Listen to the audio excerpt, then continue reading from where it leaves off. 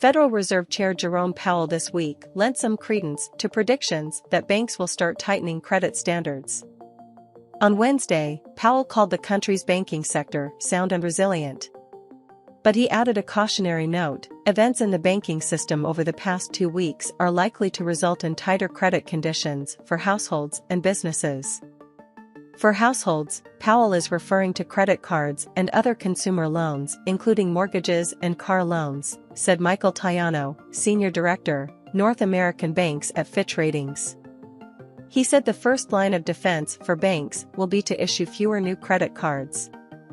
The Fed raised its benchmark interest rate by another 25 basis points on Wednesday as it fights against price inflation. 1 basis point is equal to 1/100th of a percentage point. Earlier this month, Silicon Valley Bank and Signature Bank both failed, and an array of regional banks KBWR, plus 2.15%, were reeling from falling share prices and deposit outflows. Several credit card industry watchers have predicted that card issuers will become more frugal about offering consumers deals. Reducing credit card limits and ending long inactive card accounts are likely to be the first line of defense for banks eager to tighten lending standards, Tayano said in an emailed statement. On average, people only use approximately 20% of their card's credit line, so cardholders will still be able to spend without noticing a change in credit conditions, Tayano. Cutting lines is possible if the economic backdrop worsens dramatically, he said, but he said this is more likely to be a last line of defense to protect against defaults.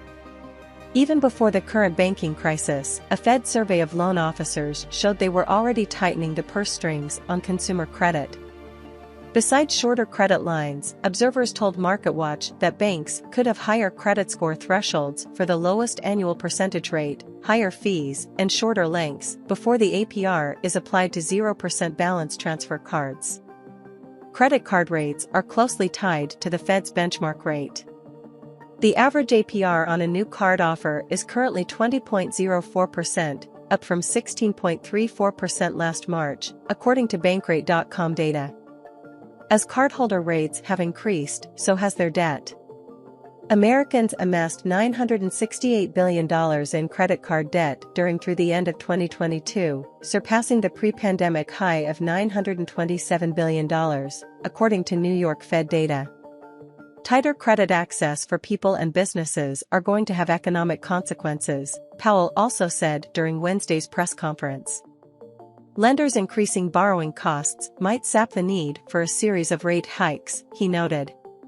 It's too soon to say how tight lending standards will become and what the economic effects will be, he added. The Fed has signaled at least one more rate hike this year. In the meantime, people need to stay focused on minimizing their own debts, said Michelle Ranieri, Vice President and Head of U.S. Research and Consulting at TransUnion TRU, plus 1.38%, one of the 3 major credit reporting agencies. In this high interest rate environment, consumers are advised to continue paying down as much higher interest debt as they can, continue paying bills on time, and work to keep their personal financial and credit profiles as strong as they can be, she said. The average credit card debt carried month to month was $5,805 at the end of last year, up from $5,127 year over year, according to TransUnion data.